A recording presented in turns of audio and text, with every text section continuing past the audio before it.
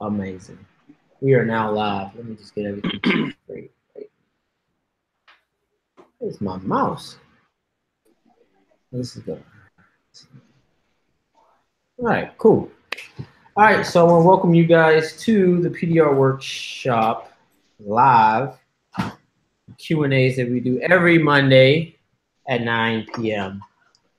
We have Dave here at Windy City, Ryan from RPS Dent Repair. Dent Specialist, sorry, Ryan.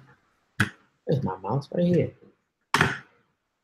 You guys want to, I kind of gave you a little slight plug. Dave from Windy City Dent Repair out of Chicago.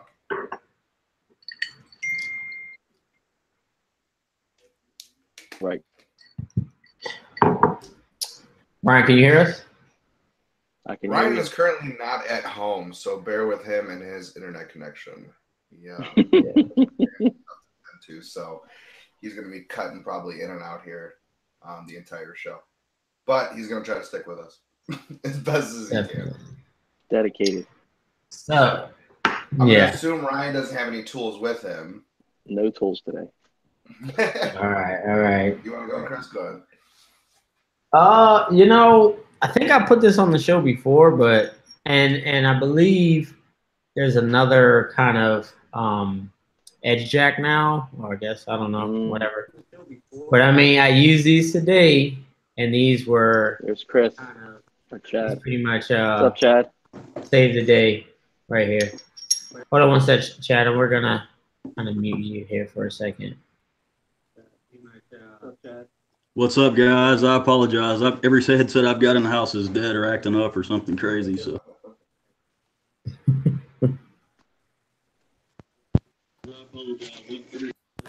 Chad, make sure you follow along on the Hangouts and not the live feed from YouTube. It's like a 6-second delay. So just mute that one. Gotcha. I'm sorry. No, you're good.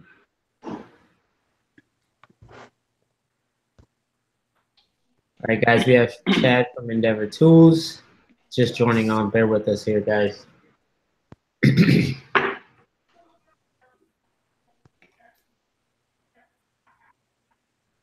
Looks like you got a full studio out there.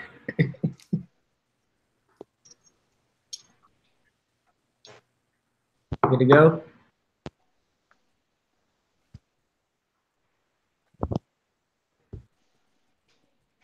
Does everything seem to be okay? That's it. Sounds good.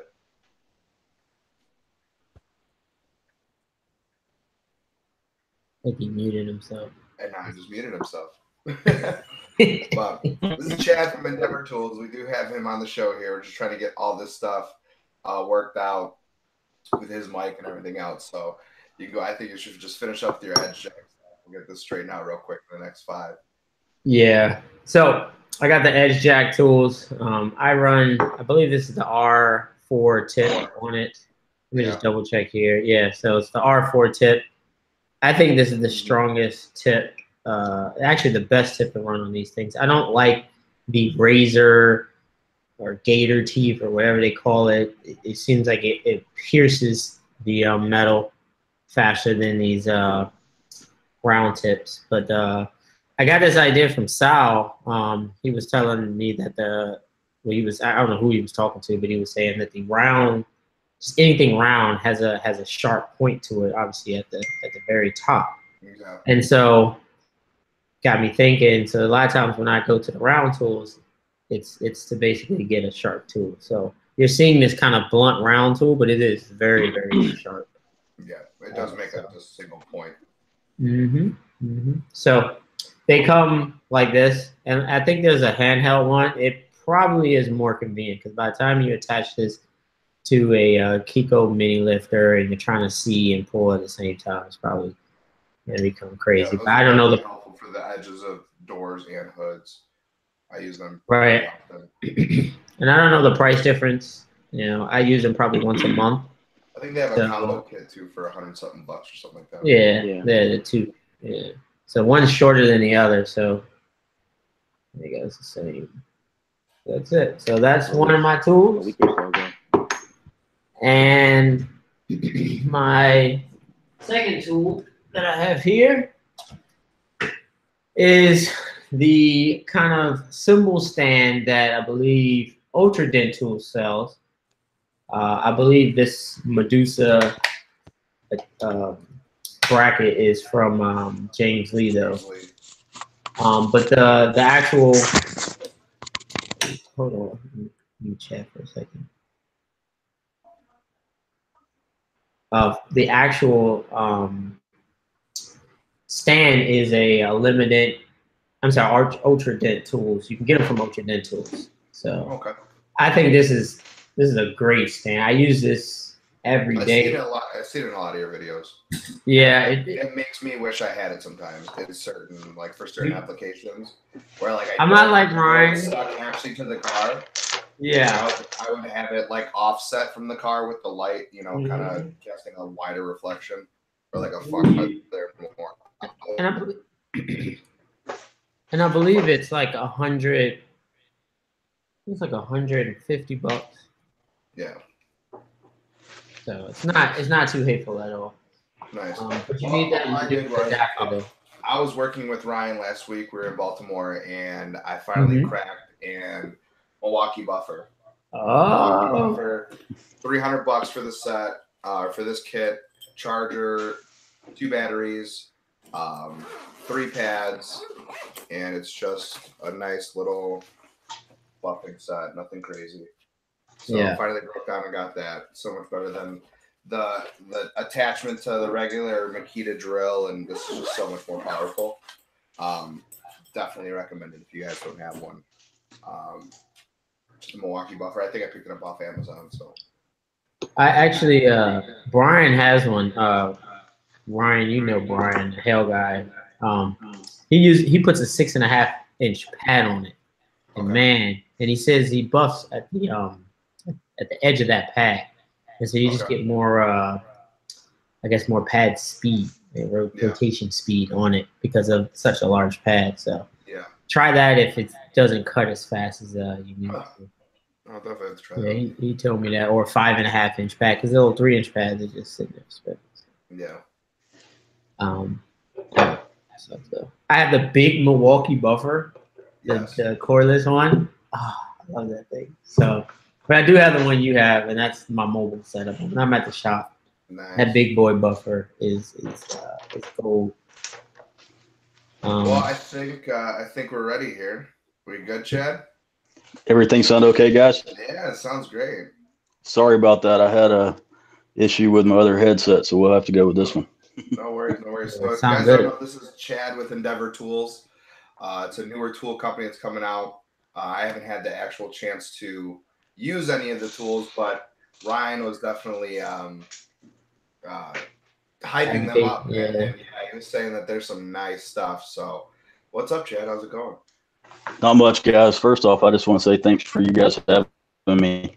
I guess the new guy in town dealing with tools, but I appreciate you guys, what you're doing, and thanks for giving me the opportunity to come on here and talk a little bit about what we're doing. So I appreciate it. Definitely. Yeah. I'm back. Thanks for joining us. It seems like Ryan is in and out. I'm back. What's up, Chad? Ryan, everybody have a good day today? Yes. Definitely. Good deal. So hot. 107 is my limit. Yeah, I'm ready for fall already, but we got a ways to go. So tell us a little about, how did it all start? Well, I guess by nature, I'm a tinkerer, I guess you would say. I love playing, thinking, building, making, whatever you want to call it. Yeah, definitely. And when I started doing dents, it wasn't a week into it. I started seeing all of these things in my head, and, we all do it. I know everybody I've worked around does it. So I concentrated on learning dents, but then as soon as I had it somewhat figured out, I went right back to all of the things that were going through my head, like things that I would see on a daily basis, a problem to solve or whatever. Yeah. Never once dreamed that it would be a tool company or I would even start to sell them. It was just solving my personal needs throughout the day. And then guys that I work around. And we started kicking our ideas around and, you know, having fun thinking of things and solving little problems. I think we all do that when we all get together. I watched you guys last week, and when around the guys that I work around, we're all doing the same thing. You got to try this tab or you got to try this hammer. Yeah. So it was a lot of that, like, you know, just I want something to do this or I want something to solve that problem. Never thought about selling it. And then some of the guys around me would say, hey, you know, I want one, or, you know, somebody will buy that. And you know how it goes. Long story short, if I wasn't if I didn't enjoy the making part of it so much, I probably would have never done it. But I do enjoy that side of it. I enjoy going to the shop and putting the machines to work and making something. So one thing led to the next, and we started playing with ideas and start with a prototype and then another version. And it got to the point where I decided to make a go at it and see what we can do. So here we are. Nice. That's cool. So what was the first one where you're like, all right, this is like, people are actually going to actually buy this? Was it the It's funny. Or was like that the first thing? Because I also saw the club too, I think, floating around a little bit. I played with a bunch of stuff. I'm not a hail guy. I don't run hail. I do, you know, retail, body shop, and wholesale stuff locally. Do just a small amount of hail locally, typically around us, or if we get hit. But we did get hit last year, and then we've gotten hit before. But we'll have guys come in. Some of the guys that I work around, they know guys from all over the country that'll come in. So I've been around hail guys that have come and gone, and one year we got hit, and me and a friend of mine were working on a car in the garage, and we started just that typical, like we do, back and forth. And we were like, you know, if we had a square rod, you know, it would keep you from having to hold the bar so tight and this and that and hold the, you know, all these things. So that was all it took. That night I went in and started playing, and then 2 or 3 weeks later we had the first version. The guy that I was talking with, he's a 20-year guy, and he's battling with, like a lot of those guys that have been doing it for so long, shoulder, elbow issues, all that stuff from doing hail for so long. And he was like, you know, maybe that would help me free up my arm and not have to, you know, not be in so much pain all day. Right. Because that's another muscle you're working. Yeah. You're trying to keep that. I hadn't really experienced that myself. Not that I don't get fatigued, but he's, you know, he does have, you know, pretty serious pain from time to time in his elbow and his shoulder. So we started kicking it around. Long story short, I made the first rod, and he started using it. We started using it, and he was like, man, I'm telling you, this helps my arm. Went through another generation, and then that was probably the first realization for me. I don't claim to have done the first square rod. There's other square rods out there. But for him to get that feedback from him to say, this really helped me physically, not only, you know, is it a different kind of push with it being square, but physically he noticed a difference working. Well, why is that? Is it just because it's easier you're not having to hold the rod as tight, like you said? Right. That was part of the initial reason why we started talking about it. But then once we really started using it, you can almost push the rod open-handed, because with that square surface mating on the leverage, it doesn't rotate. So the tip always perpendicular to the panel, because you're not fighting the roundness of a typical rod like we use. So you can basically push with very little grip pressure, almost open, almost with an open palm. And that for him is what he said made such a difference. Him not having to actually physically hold and maintain that grip strength. I didn't really think about that until we actually got down the road with it. And then he really started to say, man, this is really helping me.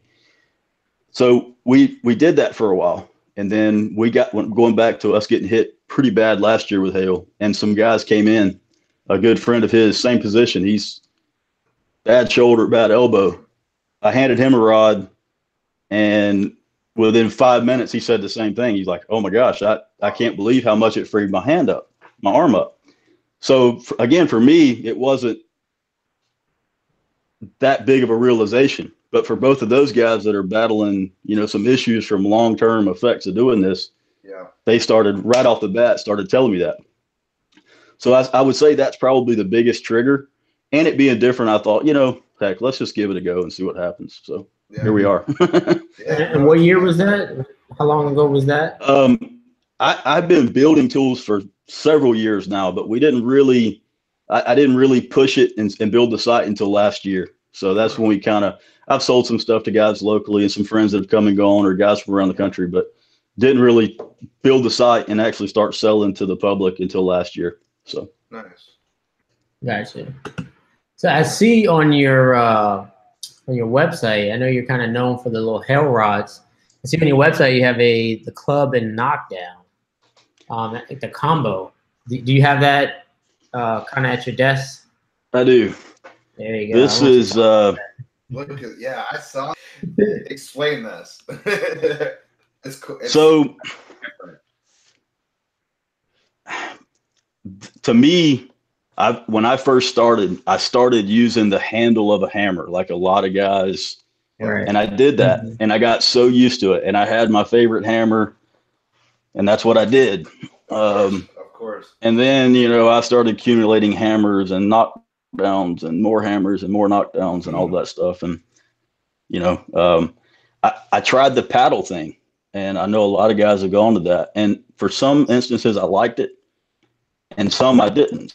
So can you explain when that? I was working, for me, what it was is when I was using any knockdown that I picked up with that paddle, with it being flat and often having some kind of a flat surface on the top of the knockdown, I felt like you had to hit it really square to get a square drive to the metal. So it puts you like having to adjust. Always. And I even watch videos, and guys tend to do that. It seems like you develop muscle memory over time and you just do it. But for me, it was like I'd have to hold my knockdown straight and then move this hand to be able to hit it square. So I did it for a while, and I tried it, and I would use it from time to time.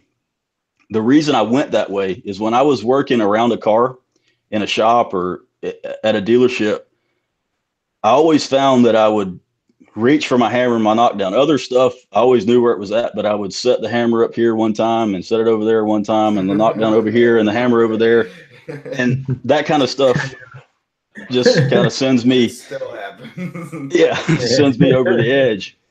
So then I started thinking, well, if I could make a way to put them together, and then the perfect world, I could carry it in my back pocket. Like, I kept thinking a carpenter, he wears a holster, or a belt, that thing's always there, and he can grab it without looking.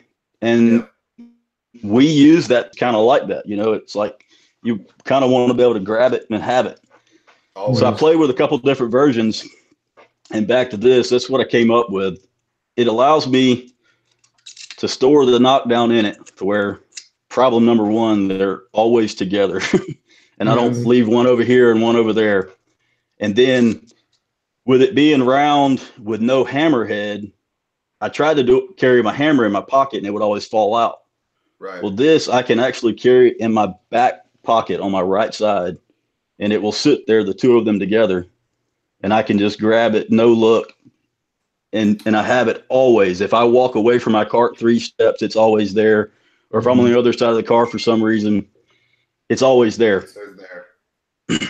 For me, it doesn't solve all the problems. It's just one of a lot of hammers and knockdowns that sits on my cart that I use for specific situations. But it does stay in my pocket a lot of times. So if I need it, it's the one that I know where it's at. Yeah. So I like that. That's a different setup. So what is it made out of? Because let me see. The entire club is Delrin, just like the tips we use. Yeah. Okay. It's solid. You can see right there at the end, I put a counter bore with a 5/16 18 thread to accept any of our tips. If some of the guys that have used it are actually putting some of the Dent Craft tips and stuff in it, blending with it, the rubber, and actually using it to strike, with that. Don at Dent Craft, Kiko makes a really big flat tip, now for a strike tip. He started using it, and he says he really likes it. And then same thing on the body of the knockdown itself. It's all Delrin, and then just some machine grooves and O-rings for grip. The story on the shape, back to the paddle for me, it was kind of weird with it being flat to flat. So when I started thinking about it, I started thinking if it was round and round and had some way to kind of sort of grip, this top is a rubber rounded stopper, if you will. Okay. So when it mates, you can see it kind of will mate any which way. You don't have to approach at such a square angle. So where I find myself that I use it the most is when I'm crossed up, or like I'm cross checking and I'm backwards, or I'm hammering over my head. You know, I'm the only one that does that, right? You know, all of these stupid, you know, like this backwards, or it allows me to strike the knockdown and not have to be perfectly perpendicular to get a nice square drive to the panel. So it's a different feel. It took a little while to get used to, but you know, to me, like I said, it didn't replace anything on my cart. It just was another way of doing it. So it just sounds like there's so much thought into a knockdown and hammer. I don't know. I'm trying to think of another knockdown hammer that is, you know, done like that or anywhere close to it, you know? And I just don't. It seems like it like pops in, like snaps in. I mean, it's cool. I've been known to over-engineer, and that may seem a little crazy to go to that much trouble, but really it's one of those things now when it's in my back pocket and I need it, or I would say the best time for me is when I have that really funny place when I'm trying to cross-check backwards, or, you know, I can just grab it, and no matter how you strike, you get a square drive to the panel. And to me, it gave me what the paddle gives guys, but it was more used because I didn't have to rely on that square to square contact. It was just a personal preference for me that kind of evolved into this little creature that it is what it is now. So nice. That looks nice. I have to order one of those. Now back to the hail rod though. I was actually just telling them before the show that I finally went on the website to see what was there. Yeah. It's a $325, was it, for the rod? Yeah, like, I started out awesome, like price point for a hail rod, like a, you know what I mean, for something that's that intricate and has that has that much use with the 4 tips and 45 degrees. That's a great like price for you know, someone who, you know, doesn't have a hail rod and is kind of looking for one. For me, that I started exploring a lot of different materials. I know the thing now is carbon, and I love carbon fiber. Don't get me wrong, but there is a cost associated with it. Of course. And for me, what I started looking at, like me not doing hail, on average, I do 10 or 12, maybe 15 hail cars a year. I don't chase, so I just do what's local unless we get hit. Yeah. So it was like I got to spend buy a carbon hail rod that's going to sit in my trailer for 11 months out of the year. And then when I need it, I got to take it out and put it together and use it for a couple of hours or whatever, and then take it apart and put it back together. I'm in the same situation. Yeah. So I really wanted to buy one, but that was what kind of drove like me trying my own way at it, is like, well, maybe there's a different way. So I did that. And now what I found, me running my route, I use them so many places other than hail. It's nice to not have them break down. A lot of guys have already, you know, everybody said, oh, if you'll have it break down, it'll be even that much better. And that may happen, but I keep different lengths, and I work out of a small trailer, but even out of a bed of a truck. I have friends that use them and they store them in the bed of a truck. Yeah. I use them on bedsides. I use the short ones on fenders, tail light pockets, you know, a lot of crazy places. And with them being just there, I just grab them and go. There's no put it together. And then in my mind, I was thinking, if I spend this much on a carbon rod, I'm going to have a real hard time sticking it in the bedside of a 30 Yeah. truck and scratching You it all say, up. right, it has its own case. It's like Yeah. leather wrapping it. You got to open it up. And no, this is how you do it. I'm like, oh, okay. So with these, they're kind of down and dirty, you know. I'll stick it in a bedside, a fender. I'll wrench off of a tire. I don't really think anything about it, you know. And it started out, the concept started out as a hail rod, but I've found that I use it a lot of other places. A tail light pocket often has structure in there that's square this way versus where we're pushing leverage. So when I stick this like in a Dodge bedside and I can catch that structure, I can just wrench on it this way, and I don't have to worry about the tip rotating like this, because now I'm basically, it's a fixed point. Right. So I carry like a 6.5 footer for bedsides, and I'll stick it in just about as far as it can reach and then almost lay on it to push places, because you don't have to fight the tip wanting to skip and rotate, because it's, you know, you've got that fixed surface. So that's really nice. And it's crazy. It's like, I don't know, when I use it doing hail, I was like, why is no one building square rods? This is lovely. I don't understand. What's this? I have the old hail hog, and my forearms are throbbing after I use that tool. And with your tool, I could just in a matter of like 2 minutes, I was like, oh, this is so much better. Why didn't no one thought about this? This doesn't make any sense. It was so strange. We stood there that night, and I call it tunnel vision. You know, we get so used to what's normal, and when you see a hail rod in your head, it's round, and we get trapped in that. So Tony and I stood there that night, and it was like a light bulb went off, and then we got to try this, and it worked probably, you know, after some changing and the tip angles and all of the sorting it out, it worked better than we thought. And for me, it was good, because I'm not, like I said, I'm not saying I don't get fatigued, but he was saying that it literally helped him with the chronic pain that he deals with from, you know, the tennis elbow or whatever you want to call it, from having done grip pressure. You know, you think about it, it's 10, 12 hours a day sometimes that you're tensed on that arm. Certainly that can't be good over years and years of doing it. So yeah, it turned out better than we thought. We thought, you know, once we got it done, other people have found it useful. So, and then the sliding handle allows you to adjust up and down that rod, which is super nice. Yeah, and the locks, right? The handle it's carbon, I think. The one I saw, it had a carbon handle. And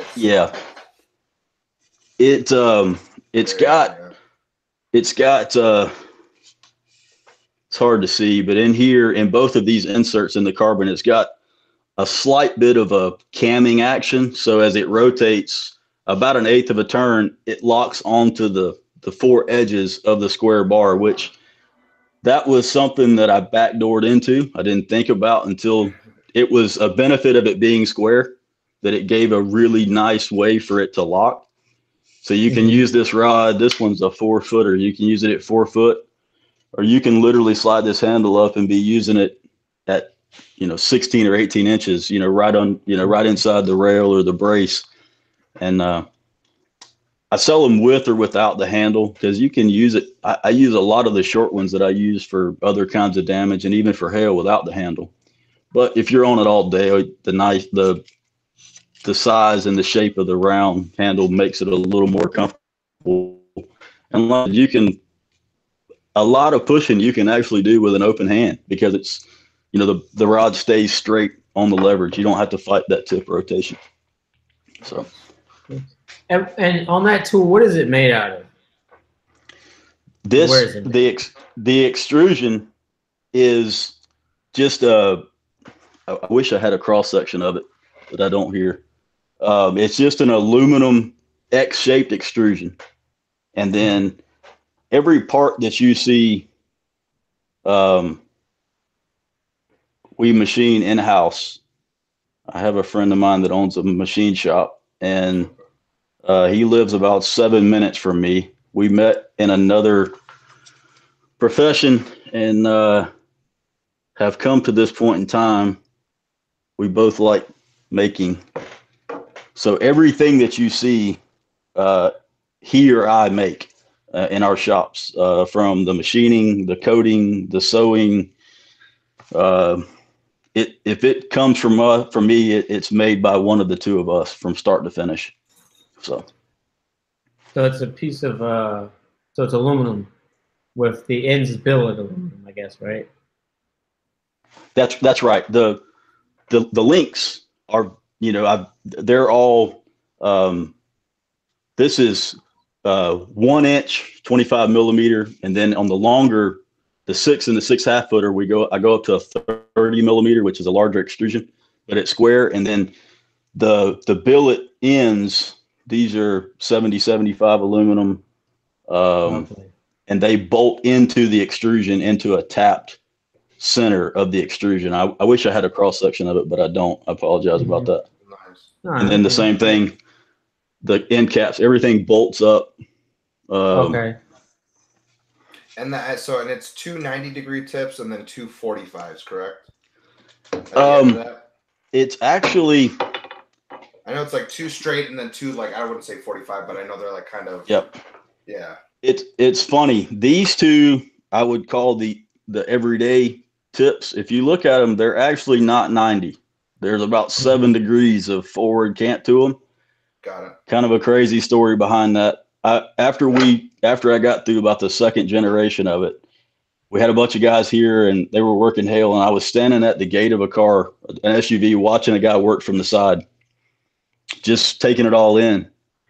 And every time I watched him push, the rod was coming in at a slight upward angle. He was never parallel to the roof panel, never. Never. So I watched, and I'd walk away and I'd come back and he'd be set up somewhere else. And every time he was set up like this. So I called a friend over and I was like, man, I don't know, but as I think about it, we're never parallel to the panel. Every rod I have has a 90-degree end. But when you're not parallel to the panel, that causes a slight reverse angle coming into that push.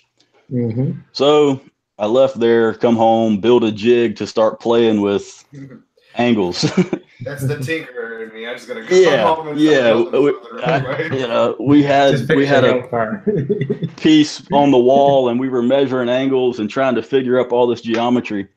Yeah. And I was like, well, I don't know exactly what it is, but I know that every time I've watched, it's never been straight. So let's at least throw them out there a little bit forward. So when you're set up on normal leverage, as you're making that push, the tip's coming into the panel as straight as possible versus it being at a rearward angle. So then that kept triggering ideas. So we went, those two, like I said, I would say would replace the normal 90-degree. They're 7 degrees forward. These are 15 degrees forward. And that gives you, when you're set up on leverage, it gives you a little bit of forward throw. If you have more tip in here, the tip of the tool actually clears the end of the tool. So you can rear a brace or into a tight place. And then if you go to the rearward angle, the same thing. The more set up on leverage you are, you can actually go by a brace and reach back into the back side of it. Those were just a lot of playing. And then once we started using it, I had several guys like comment right off the bat, like, man, I feel like it's more accurate. I don't feel like when I'm picking with a really sharp tip or something, I feel like I can really pinpoint. And I attribute it to that little bit of angle that you're coming into the panel on a 90-degree rod when you're really picking. That makes a little bit of a difference. When it's squared up and you're picking, it seems like you got a little more precision. And I got that feedback from a lot of guys. So I think it makes a difference, especially when you get down to finishing and really sharp tools or whatever. So none of them are 90 degrees. Okay. But they're really close. So yeah, no, because those two. Thanks for explaining that. Yeah. Yeah, that doesn't it never occurred to me until I stood there at the back of that car and watched for a while, and then the gear started turning, and here we are. So this is what happens when tools are made by Dent guys. Yeah. So much thought into it. Yeah. I saw the window ratchet system that I really liked, even just for everyday use.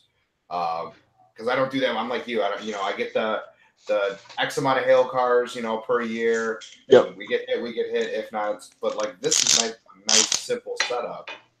Because I have a lot. I think the ones that I have are like the knockdown ones, and I'm always losing them. And like this is such a simple, easy setup. Yeah, and it's stout. Yeah, I didn't get a chance to use it. I just had it on the table, and I was like, "Oh, yeah, it has some weight to it."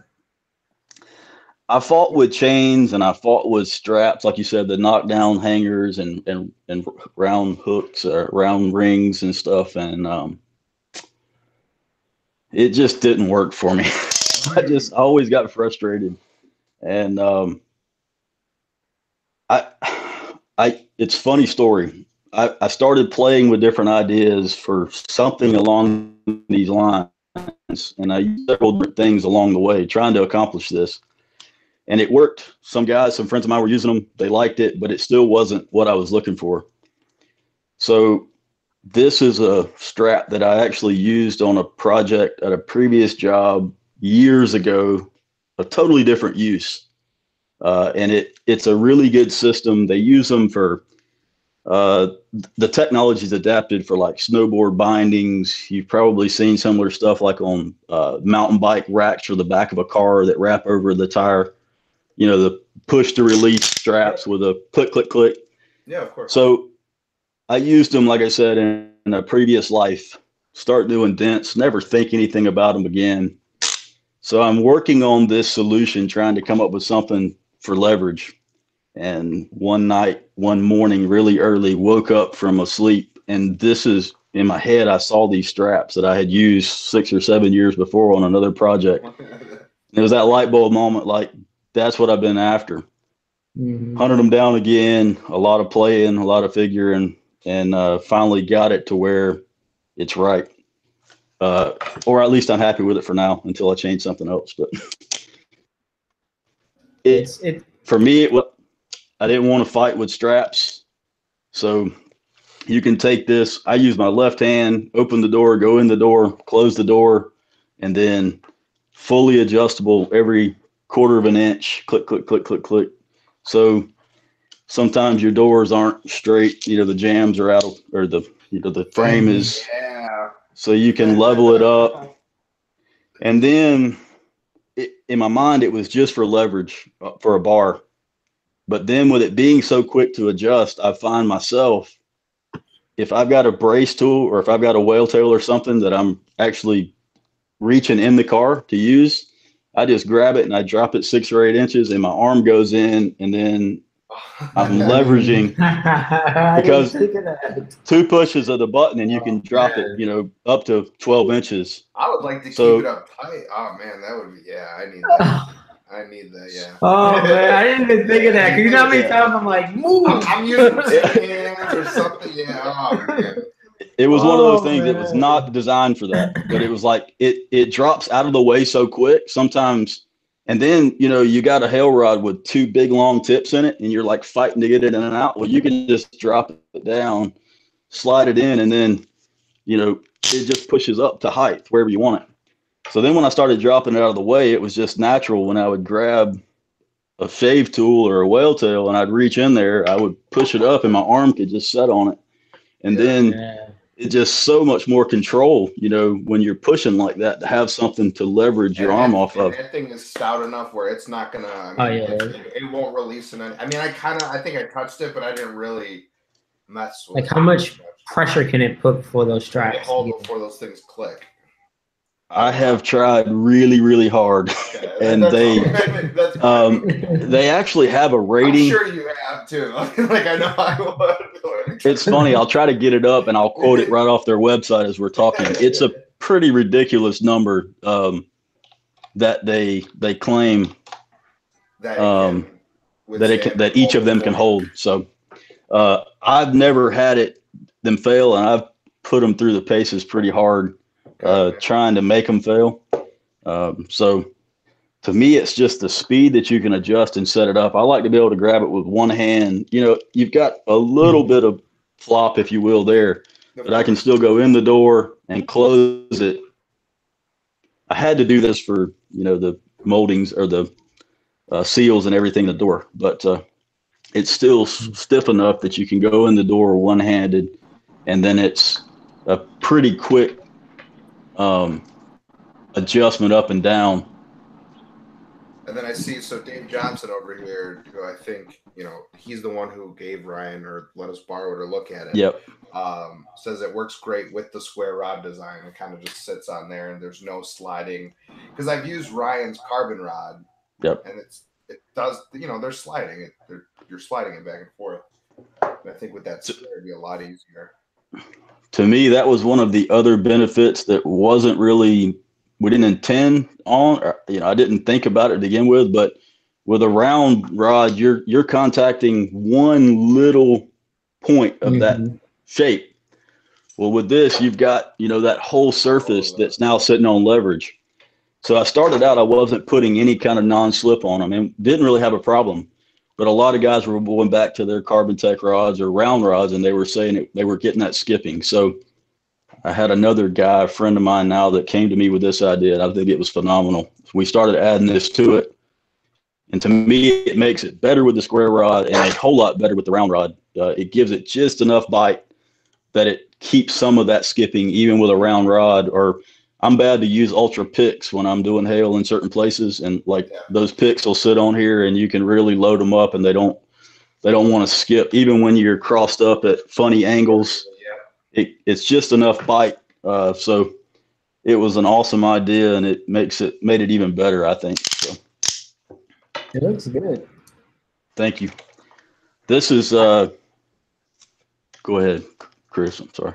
No, I was just gonna say, you know, I said before I haven't used it, but I kind of will put my faith in. I have the old Dent Craft. Actually, Ryan looked at it and was like, "Wow, that's a pretty old tool you have there. That's a throwback." I said, "Man, this thing still works." It's sometimes it's hard to part with them, isn't it? I mean, but that one, just get used to it. When I saw that one, I was like, I need to step it up. This is crazy. But I was thinking, are you going to make different limbs? It seems like because of the adjustability is so great there. It seemed like, I don't know how long that is, but it looked like a 12, maybe 14 inch. Is there an 18, 20 inch that you may make for maybe behind the, you know, roof? It's funny you say that. Ryan and I talked earlier in the week, and I've been using it for a while now. I put a couple of pictures out there. I've got a couple of friends of mine using it, but this is the first off the production run of it that exists right now. I've got my prototypes that I've been using, but what I've done now is take, this is the other one is a composite version. The ends are, again, Delrin solid billet, you know, machined, little bit lighter, little better price point. And then the fun side of me has to go a little more intricate. So that's just the machine finish, and then I'm coating them different colors as well. But what this is it's pretty easy to change the lengths. I found the 12-inch works really good for doors, so this one goes from 24 to 36. Oh, man. And then that thing is nice. It telescopes on O-rings, so it's got almost a suction type fit. Yeah. So it's somewhat resistant where it slides to length. Man, yeah. And then, since in the hatch you can't really hang from the other straps. Correct. I did a S-hook, an attachment there for 2 different size S-hooks. The biggest thing for me that I always fought was if you weren't exactly perpendicular to the holes, you just constantly feel like you're dancing, and it drove me nuts. So with this adjustment, wherever your holes are, you can adjust to that point, and then your hook hangs, you know, the setup's all perpendicular, so Mm-hmm. you do away with a lot of the swinging back and forth and everything. It's a much more solid setup. But it had to telescope like that for me because I wanted it, if those, no matter what distance those holes were apart and which ones I wanted to grab, I wanted them to be exact. So it hung straight down, no swinging back and forth and to and fro. So taking a little while to get the fit and the feel right, but we got it now. So now does that telescope when do you think lock? that will be released? And I don't, hopefully give us a range here. The first run of them are done. I've got, a few little odds and ends to do. I've got some guys that are really wanting them that have already seen or used the prototype versions.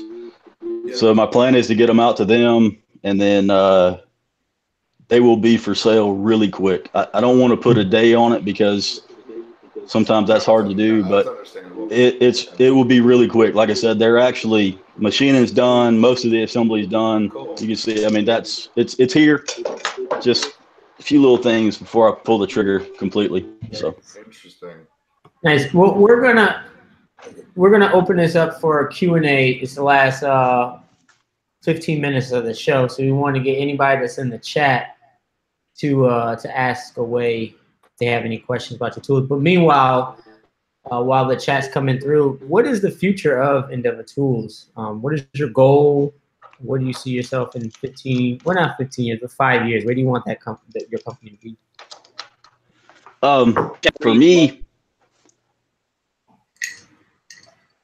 For me, it was. I love pushing dents. I love the art of it. I can't give it up now.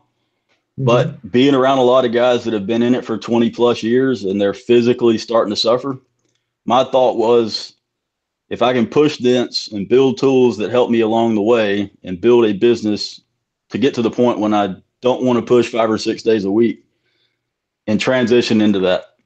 So that's the goal for me. Do little quirky tools that hopefully work and help people do our job and make more money. I want to keep pushing for now because that's where I get the ideas from. I don't want to walk away from pushing because those are where those aha moments come for me. So it's kind of a, doing both at this point.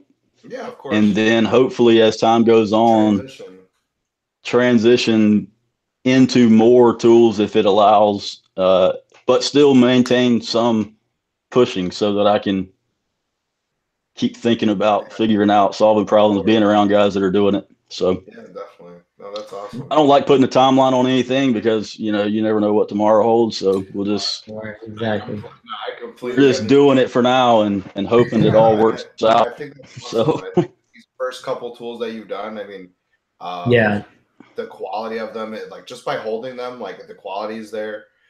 Obviously the usability is there. And you explaining some other things that I didn't even know about them after just even holding them and looking at them. I think they're definitely gonna do well. I appreciate that. Yeah, some of them it's a little quirky. It's different. Even for me, having built them, we're so used to using stuff that's really similar, round or, certain things that you get used to. It takes a little while to get used to it, but it's I like coming at things a different way. That's probably obvious by now, but to me, sometimes if you just think way outside the box, sometimes you get something that works, sometimes you don't. You got to back up and punt. But that's kind of where I want to be. I don't want to do the normal rods. There's so much good stuff out there now. I couldn't compete with those guys, doing what they do. But there's some little quirky things and a lot of ideas and just little niche type items, I think, for our industry. I love fixing big damage. That's my favorite thing in the world to do.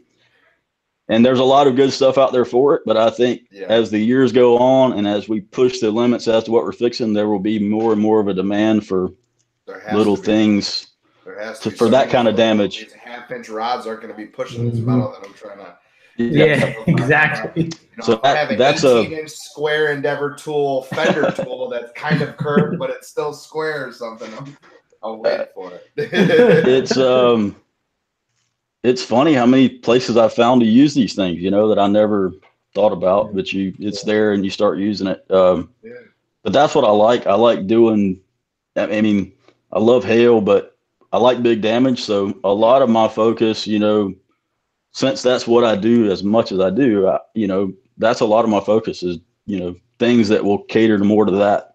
Yeah. I hope that's where that there's an avenue of the industry going that way where we're fixing bigger and bigger and bigger stuff as time goes on and pushing the limits. So. Yeah, I think so. I think it will be. Do you plan on being at MTE this year?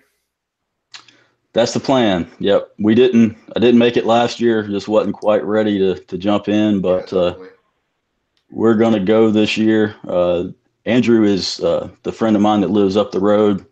And like I said, if you get something from us, it's our blood, sweat, and tears, and that's it. There's nobody else. So we have hopes to be there and, meet a lot of people. And some of this stuff is kind of weird to look at pictures. I think it helps. I know with any tool, it helps a lot to put it in your hand and feel it. So of course. Well, I think we're hoping to accomplish that. And so Chris can get this, a nice little video made up for you. Yeah, I mean, I know Ryan has some of the rods, and Dave uses it quite often. Yeah. Anything that Dave has, I gotta buy because he's one hell of a tech. So. He sells it. Yeah. He says, "You gotta get this, man. You gotta get this." So. No, I talked to Ryan earlier in the week, and I told him, if you guys want to look at the site, and if you got something that'll fit in your lineup that you'd like to try, I'll be glad to send it to you and try it, and good or bad, indifferent, whatever, let me know. I like bad feedback just as much as good feedback. If something doesn't work, I want to change it. So I'm okay with that too. We got a few questions that came in. Yep. So let me make sure I'm reading this right. What about a square, rectangular, large curve angle for working off the tire of the fender? So I guess like a double bend. Is there something that is going to replace a double bend? Which makes sense because it's flat and it's not curved. So. Everyone can good fender. Some of these things have gotten me out of some really nasty fenders and bedsides. I used the tire just like you would a flat bar. I've got some flat bars and stuff, but I found really interesting. Sometimes these tip angles will get you places that you couldn't get with something else. I'll grab a flat bar first, and the tip will be at the wrong angle coming in, or I can't get. But typically with one of these and then different extensions or whatever, I've been able to get to a lot of places. Bottoms of bedsides and front and rear tire, if they're open, I take a 6-footer or 6.5-footer, the big rod with a big tip, and I'm literally almost laying on it off of the tire. And I've fixed some really nasty stuff on bedsides using the tire, and you got so much control and you can push so hard off of that tire without having to worry about that one time that the rod skips and then you've destroyed it, and you spend more time fixing that than you did the dent. So I use some extensions and use them off of a tire pretty regularly. Yeah, and I think that would have helped me out today. I have a dent dial and I use that, and I actually used it for the first time going the other way where you're doing the pulling. Oh, okay. Yep. So I finally set it up. I was telling Chris about that last time. I couldn't figure it out, so I figured it out today, and I was pulling, but that rubber tip kept sliding up from where I really wanted it to hit, and I think something with an angled tip would have bit a lot harder on the spot that I was looking for. Yeah, it was one of those things. I never even built a short one at first. It was all for hail, and that's what I concentrated on. And then I was like, well, I'll just cut it down. And I made like a 2-footer and a 3-footer and a 4-footer. And sometimes you can't get a long rod in a place, but I can get a 2-footer off of a tire or in a fender, or, like above a tail light on a Ford bedside, or below, or, those funny places you can get the little short ones in. And those tip angles, just like we were talking about with the entrance into the panel on hail, sometimes even more critical, I think, on those kinds of setups, that it saved me. So nice. So Jonathan had Oh, go ahead. I'm sorry, Dave. I'm excited to see that. Like all the tools he's coming out, I'm excited. It's like every last one has this little bonus feature to it. You're like, oh, that makes more sense. A lot of it, you said, like a lot of them, or some of them were, some of them weren't. You just kind of fall into it as it goes, and it's kind of cool. So. Jonathan has, I guess, a suggestion. He says, make a clip on the dent pouch. Punch for a clip on dent pouch for tap downs and blending hammer. Yeah, there you go. If that look doesn't give it away, I have been down that road for 2 or 3 years now. I have some prototypes. I have some versions I've tried. I've done belts. I've done harnesses. I still haven't gotten anything that I'm just completely happy with. But I think he's on to something. For us route guys, when you're going around a car, to have the few things that you need, like right there. Like I said, I go back to a carpenter. He has everything right where he needs it. And he doesn't even look for his hammer. It's like just feeling it. And he's boom, boom. And we depend on our tools just like they do. Those hand tools and stuff, the knockdowns and the blending hammers. So if I showed you, some of them are pretty primitive, but I've played with a lot of ideas trying to solve that problem. The one problem I always... Go ahead. Go ahead. No, we had a gentleman at our workshop, and we call it a fanny pack, but whatever you want to call it. He had a little pack with, I think he had his cards, a little... Yep. Kind of a small little blending hammer. He had a bunch of his favorite, like 4 knockdowns. And I'm thinking to myself, he's asking me, what are your knockdowns? And I'm running to the truck. Yep. The knockdowns were there. I caught that last week when you guys mentioned, Ryan, I think, said something about his fanny pack. Yeah. And I was like, he's on to something.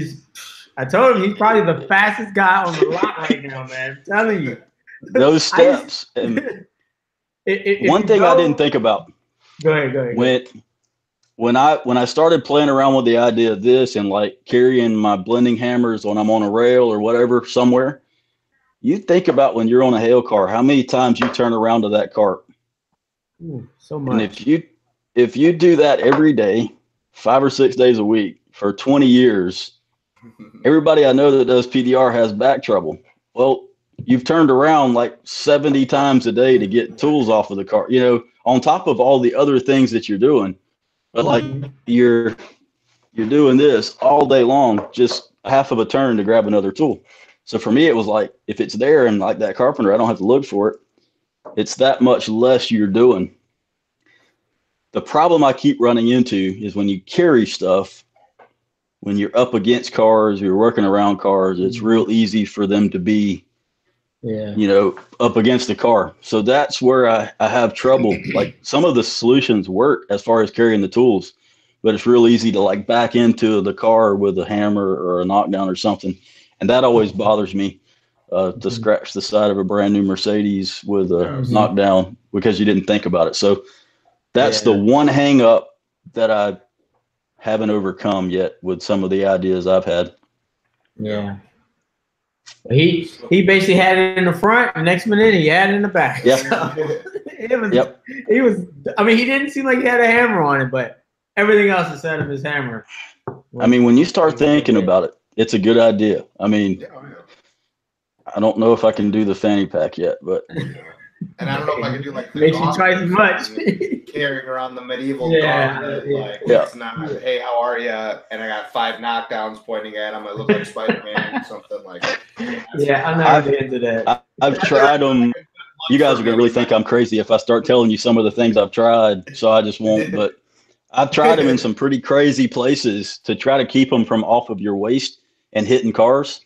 And I think that may be a solution. There may be somewhere else to put them. I don't think we should carry our whole cart on us, but like a knockdown, a hammer, a blending hammer, those tools that I'm picking up just every single time I turn around, I think it would be huge to build. iPod like band, Apple band, but just have your dead crap hammer here, like up here. You may be onto something. Jonathan is the best. Someone says, "What about a sliding bridge for tips on the hail rod?" Kind of like almost as the handle on those, a little sliding little. I mean, that's a good idea. That's a good idea. Yeah. This extrusion offers a lot of. I've had a lot of guys that have used it and had really good ideas because with those slots and there's a lot of things that people have thrown out that it could accommodate. So it's kind of cool that it's there. Like I said, with the handle, it allows it to lock. I didn't think about that. No round rod has slots that run down it, 4 slots that run down it. So it does offer a lot of versatility options possibly for the future. So good idea. Definitely. All right, Chad, we're coming to an end. I definitely want to thank you for joining us for the show. I learned a lot. Yeah, I'm sure Ryan thinks he's got some stuff going on right now, but I think you two talk pretty often. Yeah, exactly. So. But we want to make. Go ahead. Go ahead. Sorry. I'm sorry. Thank you for coming on and explaining some of these, because I've heard bits and pieces of people trying to explain how the tools work. So I appreciate you going a little more into detail on those. No, guys, like you said, people look at them and they may be like, okay, well, how does that work? Yep. So I really thank you for explaining that. Some of them are kind of goofy. I would say it would be hard if you haven't held it and seen it. It's hard to see in a picture or even a video. A lot of times it takes holding it. So first off, I appreciate you guys having me on. I appreciate what you're doing for the industry. I watch some of the YouTube stuff regularly, and I've started watching this on Monday nights. So it's nice to see what you guys are doing for the industry. And I think we got a long, there's a likewise long future in this. I think PDR's got it's a cool thing to be a part of right now. So it is. I love the innovation of it and everything. So I appreciate you guys letting me come on, and I apologize that I took the whole time. You're fine. You're fine. This is it. This is all you. This is you. Plug yourself. Where can they find you? Where can they reach you? Social media, website, email. I mean, where's the easiest? What's the best way? Plug the site, the tools, everything. EndeavorDentTools.com is the store.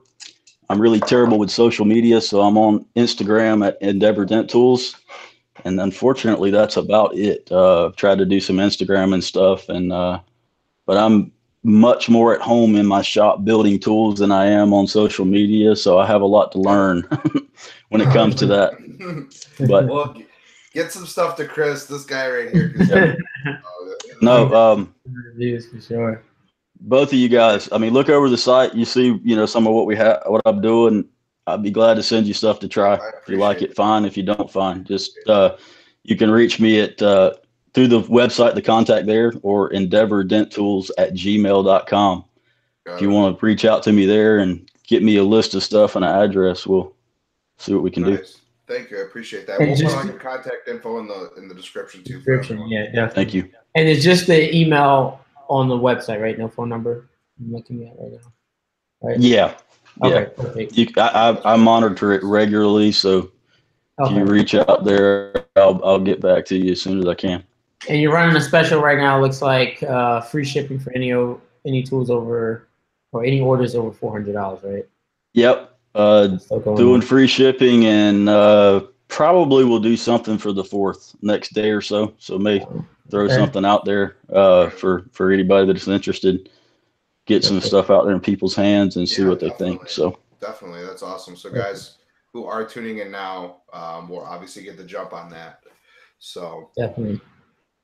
Most all of that stuff I do on Instagram. Like I said, I'm sorry I don't have much more than that, but I do post some stuff on Instagram, some codes and stuff like that, or giveaways from time to time. So yeah, so if you guys aren't on Instagram, get on it. And when you do, Endeavor Dent Tools. These guys post some cool stuff on there all the time. You guys are so much better at it than I am. I just watch and like you are. We're the same. I wake up, we're both doing the same thing. Yeah. Yeah. So that's exactly. Awesome. You just tinker a lot more than I do. I just buy this stuff. So no, I appreciate it, Chris. Chad, thank you so much. I really appreciate it. Thank you, guys. I do likewise. Don't forget to hit that thumbs up button on your way out, guys. And thanks for joining us on another Monday Q&A. Thanks, guys. We will see you.